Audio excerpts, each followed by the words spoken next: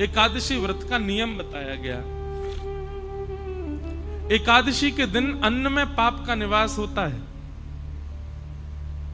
सबको पृथ्वी पर आने का एक समय है। जैसे संध्या का समय जो है वो महादेव का, इसलिए कहते हैं कि संध्या के समय पर भोजन नहीं करना चाहिए, संध्या के समय पर सोना नहीं चाहिए, संध्या के समय पर गलत काम नहीं करना चाहिए, संध्या के समय केवल एक ही काम करो, क्या भजन करो, क्यों महादेव विचरण कर रहे हैं। प्रातःकाल समय ब्रह्म मुहूर्त विष्णु भगवान का होता है, इसलिए उस समय भी कहते हैं कि जग करके विष्णु भगवान को प्रणाम करना चाहिए। मध्याह्न समय जो है वो ब्रह्मा जी का होता है, संध्या समय जो है महादेव का होता है। बाकी आप ज्योतिष शास्त्र और उसके अनुसार देखेंगे तो हर नक्षत्र का एक समय है पृथ्वी पर आगमन का। एक दिन पाप ने भगवान से कहा कि मुझे भी पृथ्वी पर स्थान दे दो। बोले तुम तो हो ही पृथ्वी पर, कितने कामों में तुम्हारा निवास है। बोले नहीं, आपके द्वारा व्यवस्थित एक ऐसी भाव हो जिसमें कभी कभी वैष्णवों को भी मेरा प्रकोप देखना पड़े, ऐसा कोई मुझे भी स्थान प्रदान कीजिए।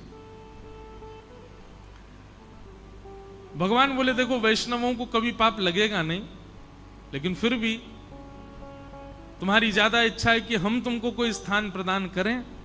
एकादशी के दिन अन्न में निवास करो, और एकादशी के दिन अन्न में पाप निवास करता। लेकिन एक बात बहुत ध्यान से सुनिएगा, एकादशी के दिन अन्न पाने से पाप लगता क्या है। आपने किसी का हृदय दुखाया तो हृदय दुखाने का पाप लगेगा, किसी को मार दिया तो उसको पीड़ा देने का पाप लगेगा, गलत खाया गलत पिया तो गलत खान पान। एकादशी पर क्या पाप लगता है? पाप होता कौन सा एकादशी वाले दिन? बहुत ध्यान से सुनिएगा। जो पाप आपने गंगा स्नान से नष्ट किए हैं, जो पाप आपने पुण्य करके नष्ट किए हैं, जिन पापों को आपने प्रायश्चित करके नष्ट कर दिया है, एकादशी के दिन अन्न सेवन करने से नष्ट किए हुए पाप पुनर्जीवित होते हैं। इसलिए उस दिन अन्न नहीं सेवन करना चाहिए। नया नहीं लगेगा, पुराना जो खत्म हुआ है वो दोबारा रिन्यू हो जाएगा एकादशी के दिन अन्न सेवन करने से। तो एकादशी न्यू पाप नहीं लगाती, रिन्यू करती है पुराने पापों को। इसलिए उस दिन अन्न सेवन नहीं करना चाहिए। पर छोटे बालकों को, वृद्धों को, और विशेष रूप से जिनका स्वास्थ्य ठीक नहीं है उनको एकादशी व्रत पर एकादशी के दिन अन्न खाने की छूट होती है। लेकिन उसमें भी उनको चावल नहीं खाने चाहिए, क्योंकि चावल तो है वो तो पूर्ण अन्न माना जाता है, वो पूर्ण अन्न का स्वरूप है, उसका तो सेवन करना ही नहीं चाहिए। वो ज्यादा से ज्यादा रोटी पा सकते हैं, सब्जी, चावल नहीं। ये तो था एक भाव कि एकादशी के दिन अन्न क्यों नहीं खाते। पर एक भाव मैं अपने मन से बताया करता हूं। एकादशी क्या है? हम सब भक्तों की, हम सब वैष्णवों की करवा चौथ है। जैसे एक प्रियतमा अपने प्रियतम के दीर्घायु के लिए व्रत करती है। अब दीर्घायु है कि नहीं वो बात एक अलग है, पर एक बात निश्चित है कि हमने ऐसा देखा अपने घरों में भी, आप सब भी देखते हो कि करवा चौथ वाले दिन माताएं जब व्रत करती हैं तो उस दिन प्रियतम का प्रियतमा के प्रति, प्रियतमा का प्रियतम के प्रति कुछ क्षण ही सही प्रेम बढ़ता है, प्रेम उद्दीपन होता है। भाई आपके लिए कोई विशेष काम करे आपको अच्छा लगेगा ना। अब आपके लिए कोई व्रती कर रही बेचारी, सुबह से कुछ खाए पिए नहीं, तो मन में उसके प्रति प्रेम उत्पन्न होता है ना।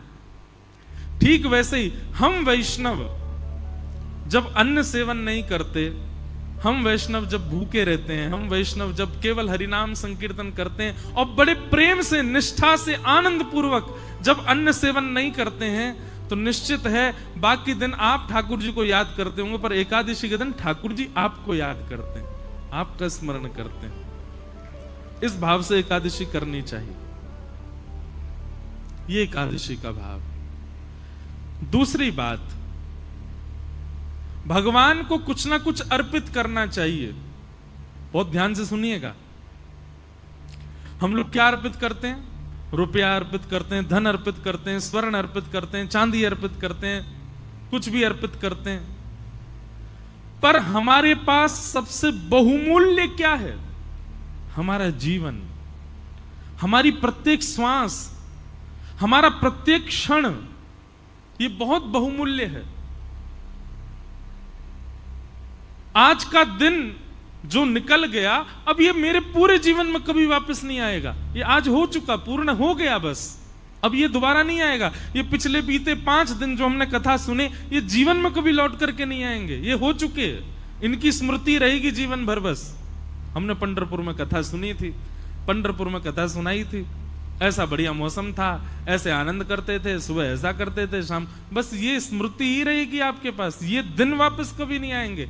और एक बात बताऊं, आप लाख कोशिश करके दोबारा कर लो ऐसा, पता नहीं जी, फिर सोच लें, फिर कथा हो, वही हो, वैसे ही हो, सारी A to Z आप एक जैसी व्यवस्था कर लो, तब भी इस बार जैसा सुख अगली बार नहीं होगा। ज्यादा हो सकता है, पर एज इट इज ऐसा आपको दोबारा नहीं मिलेगा। ये हमेशा के लिए एक स्मृति रहेगी। हर दिन जो हमारा गुजरा वो लौट करके नहीं आने वाला है। हर क्षण जो हमारा निकला, हर श्वास जो हमारी निकली, वो निकल चुकी है बस।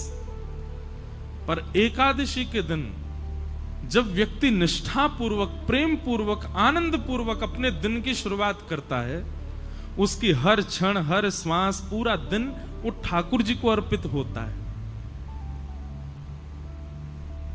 और सबसे बड़ी बात, आपकी आयु 2 चीजों से कम होती है। व्यक्ति की आयु 2 चीजों से कम होती है, बहुत बोलने से और बहुत खाने से आयु कम होती है। यदि व्यक्ति बहुत खाएगा तो जीवन में, हमारा जीवन निश्चित है, इतना अन्न ही मैं खा सकता हूं। अब उसको भले ही मैं 50 साल में खा करके खत्म कर दूं तो 51 साल देख नहीं पाऊंगा, 50 में ही मुझे जाना पड़ेगा। ठाकुर जी ने सबके लिए एक अन्न निश्चित करके रखा है, उतना ही खाना है हमको। लेकिन व्यक्ति जब एकादशी का व्रत करता है तो व्रत वाले दिन अन्न नहीं खाता, और अन्न ना खाने से उसकी जो 1 दिन की आयु है वो बच जाती है। लेकिन वो 1 दिन की आयु एकादशी करने से ऐसा नहीं आपको बाद में मिलेगी, वो 1 दिन की आयु ठाकुर जी के चरणों में अर्पित हो जाती है। व्यक्ति ने अपना 1 दिन प्रदान कर दिया ठाकुर जी को। नाथ, मेरी प्राण सबसे बहुमूल्य, मेरी आयु बहुत बहुमूल्य है, मैं अपनी आयु 1 दिन की ही कर, अब इससे ज्यादा तो क्या करूं, महा कलियुगी पापी जीव हूं मैं, पूरी तो दे ही नहीं पा रहा। कम से कम महीना में ये 2 बार की एकादशी की 2 दिन की आयु आपको प्रदान कर रहा हूं। ठाकुर जी को चाहिए नहीं, पर प्रियतम को प्रसन्न करने के लिए कुछ तो बहुमूल्य दें, तो हम अपनी आयु ठाकुर जी को अर्पित करते हैं कि नाथ ही आयु आपके। अच्छा, आयु ठाकुर जी को देते हैं मतलब अपना 1 दिन पूरा हम ठाकुर जी को दे चुके हैं। हमारे जीवन में 365 दिन है, हर दिन हम किसी ना किसी को दे रखे हैं। विशेष रूप से किसको दे रखा है? 2 लोगों को, एक तो लक्ष्मी को, दूसरा अन्न को। इन दोनों को हम हर दिन देते हैं, अन्न को भी हर दिन देते हैं, लक्ष्मी को भी हर दिन देते हैं। लेकिन ये एकादशी के दिन जब आप व्रत करते हो तो पूरा दिन ठाकुर जी को अर्पित हो जाता है, ठाकुर जी को दे दिया जाता है। एक प्रकार का महादान भी है एकादशी का व्रत करना। वैष्णवों के अंदर 3 निष्ठा होनी चाहिए। पहली नाम जप निष्ठा, दूसरी एकादशी निष्ठा, और तीसरी तुलसी माला पहनने की निष्ठा, तुलसी निष्ठा। अगर आप 3 निष्ठाओं में निष्पन्न हो तो आप वैष्णव हो। तो इस प्रकार से एकादशी व्रत का महात्म और महत्व बतलाया गया। व्यक्ति की सामर्थ्य हो तो उसको निश्चित ही एकादशी करनी चाहिए। और मैं बार बार एक ही बात कह रहा हूं, प्रसन्नता पूर्वक, गौरव करके और बहुत एक्साइटमेंट में एकादशी का व्रत किया करो। कहीं सुबह उठते ही महाराज पता चल गई नाश्ते में क्या बनाया, बोले आज तो बेटा नाश्ता में फल मिलेंगे, क्यों एकादशी, और आपको अरे आज एकादशी है, उसी समय तोड़ देना एकादशी, और तोड़ क्या देना, टूटी गई एकादशी। जैसे ही आपकी निष्ठा विफल हुई एकादशी टूट जाती है। लोग सोचते हैं नमक खाने से, जे खाने से एकादशी टूटती है, नहीं। आप जैसे ही अश्रद्धा रखते हैं, 1% भी अश्रद्धा होती है, उसी समय आपकी एकादशी टूट जाती है, आपका व्रत टूट जाता है। दूसरी बात, व्रत कब टूटता है? अब आप अन्न ना खाने को तो इतनी प्रायोरिटी दे रहे हो, नहीं नहीं नहीं अन्न नहीं खाना है, आज तो एकादशी जे, और वैसे बेचारे किसी का हृदय दुखा रहे हो, किसी को गालियों पे गालियां दिए जा रहे हो, किसी का हक मार रहे हो, किसी के साथ में बुरा कर रहे हो। क्षमा करो, ऐसी एकादशी बिल्कुल मत रखो। एकादशी को भी रहता होगा कि भाई ऐसे व्यक्ति के पास मैं रहूं क्यों जो इतना बुरा करे। मतलब एक दिन तो आप कम से कम, जैसे हॉलीडे होता है ना, छुट्टी होती है, एकादशी के दिन अपने अवगुणों को छुट्टी रखा करो।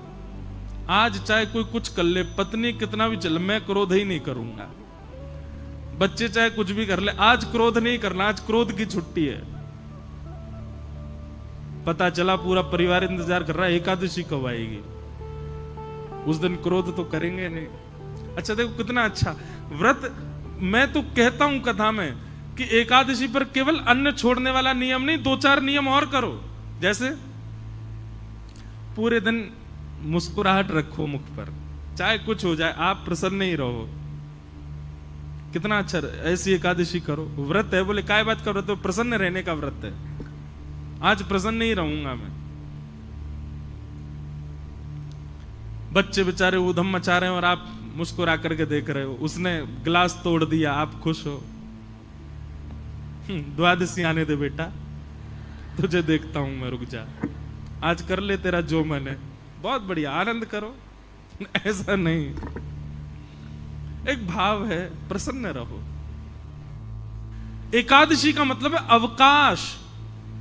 तो अवकाश केवल अन्न को ही क्यों दिया जा रहा है? उन सब चीजों को दो जिससे आप संसार में एग्जिस्ट करते हो। और मैं तो भाई खुलेआम कहता हूं, आज की डेट में अन्न छोड़ना कोई बड़ी बात नहीं है। बच्चे, आजकल के बच्चे 2-2 बजे तक तो वैसे ही भोजन नहीं करते, आधा एकादशी तो उनकी रोज ही होती है।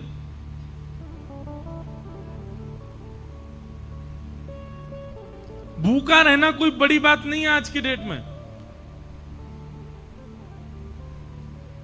एकादशी का मतलब, व्रत का मतलब अपने एडिक्शन का त्याग करो।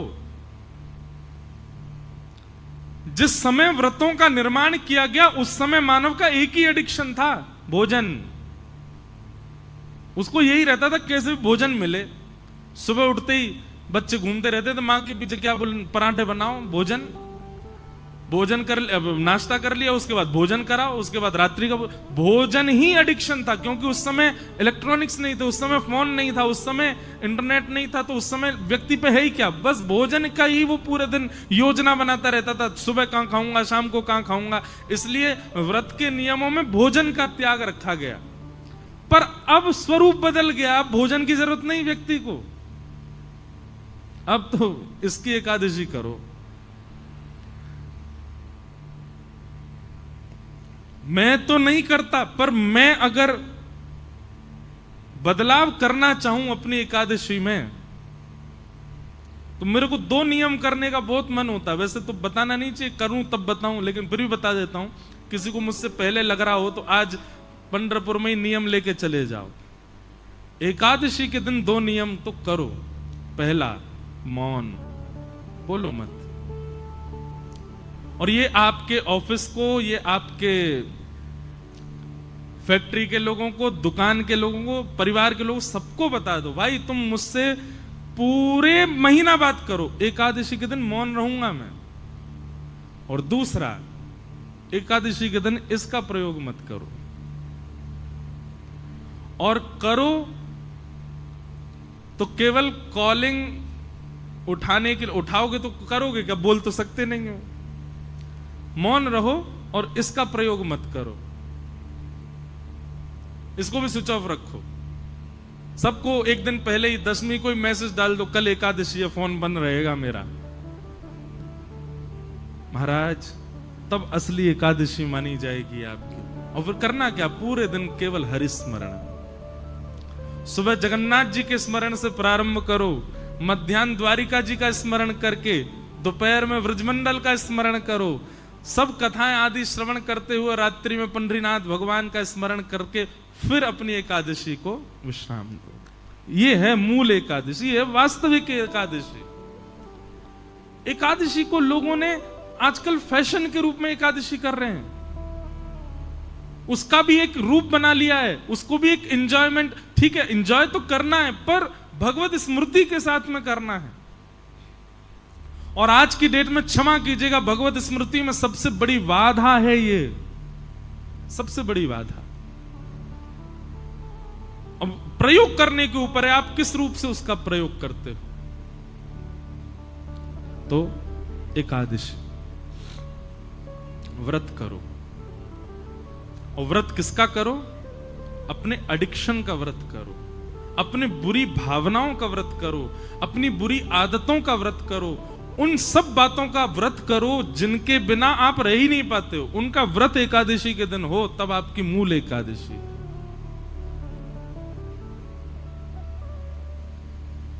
और अंतिम बात, एकादशी व्रत में इतनी सामर्थ्य है कि यदि निष्ठा से कोई व्यक्ति एकादशी व्रत पालन करे तो एकादशी व्रत के प्रभाव स्वरूप एकादशी के ही दिन भगवत धाम परायण होगा उसका, वो पृथ्वी से एकादशी को ही जाएगा। और ये मैंने अपने आंखों से देखा, अनुभव किया है। बड़े बड़े भजनानंदी, बड़े बड़े वैष्णवों की आप तिथियां देखो, वो एकादशी को ही जाते हैं।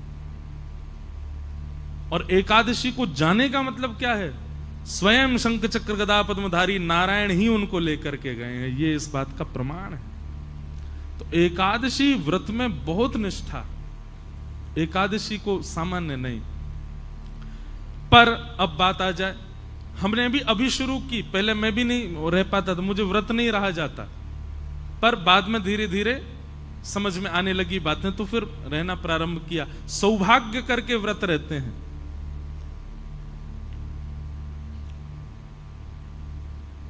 लेकिन अब कई जगह एकादशी निषेध है, जैसे जगन्नाथपुरी में वहां एकादशी नहीं होती, जैसे हमारे श्री वृंदावन के राधा वल्लभ जी मंदिर में वहां एकादशी का भाव नहीं, जैसे वृंदावन के बिहारी जी में, वृंदावन बिहारी लाल जी में भी एकादशी नहीं होती।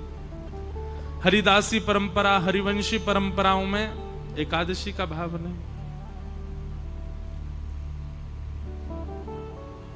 लेकिन वही बात आ गई ना, एकादशी के दिन वहां पर अन्न सेवन का विधान है, पर आपका व्रत तो अब अन्न है ही नहीं ना, आपके तो दूसरे व्रत चल रहे हैं। आपको तो फोन का व्रत करना है, आपको तो मौन का व्रत करना है।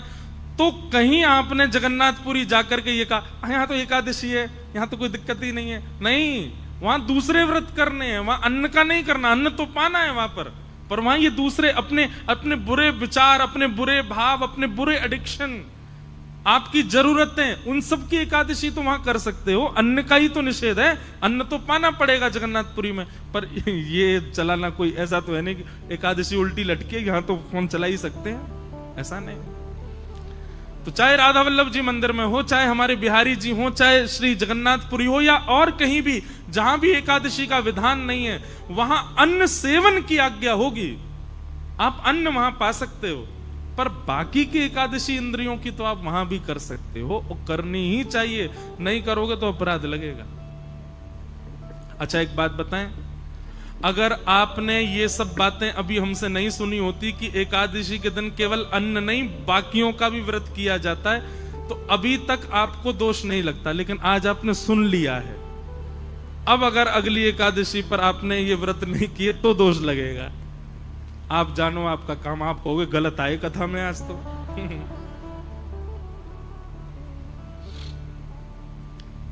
अब सुन लिया है ना आपने, अब तो आपको पालन करना पड़ेगा। फोन ही नहीं, चलो आप कहो कि ऐसा हमारा काम है कि बिना फोन के तो एक दिन नहीं चलेगा। वैसे तो व्रत ऐसा ही होना चाहिए जिससे एक दिन चले ही नहीं पाए उसी का व्रत करो, वही तो व्रत है फिर। लेकिन फिर भी कुछ न कुछ नियम ऐसे बनाओ। केवल जीव की क्यों होती है एकादशी? ये 10 इंद्रियां हैं, 10 में से चुनिए और हर एक की एकादशी करवाओ। आंखों की भी, कानों की भी, जीव की भी, त्वचा की भी, हाथ की भी, पैर की भी, अपनी गुप्त इंद्रियों की भी एकादशी करो। एकादशी ठाकुर जी उस दिन आंख खोल करके देखते हैं ठाकुर जी कौन कौन मुझे याद कर रहा है। इसलिए एकादशी व्रत करो, कंठी माला पहनो, तुलसी व्रत करो और नाम जप करो। ये 3 व्रत धारण करो। इस प्रकार एकादशी व्रत की बात बताई गई और अब यहां से प्रारंभ होता है रास पंचाध्याय, रास की कथा। बहुत सावधानी से सब लोग प्रसन्न मुद्रा में विराजिएगा। अच्छा, हमारी किसी ने कथा सुनी हो, हमने एक बात बताई है कथा में कि जब रास विहार होता है ना, तो किशोरी जी की जो नृत्य की मुद्रा है ना, किशोरी जी जब नृत्य करती हैं तो उनकी ऐसे भुजा रहती है। किशोरी जी उर्ध बाहु होकर के नृत्य करती हैं और ठाकुर जी ऐसे ही नृत्य करते हैं। यही इनका स्वरूप है, नाचने का यही तरीका है ठाकुर जी का। इसीलिए रास विहार करते करते किशोरी जी ऐसे नाच रही थी, ठाकुर जी ऐसे नाच रहे थे। जब दोनों समीप होके एक हुए तो बाम अंग में श्री जी और दाहिने अंग में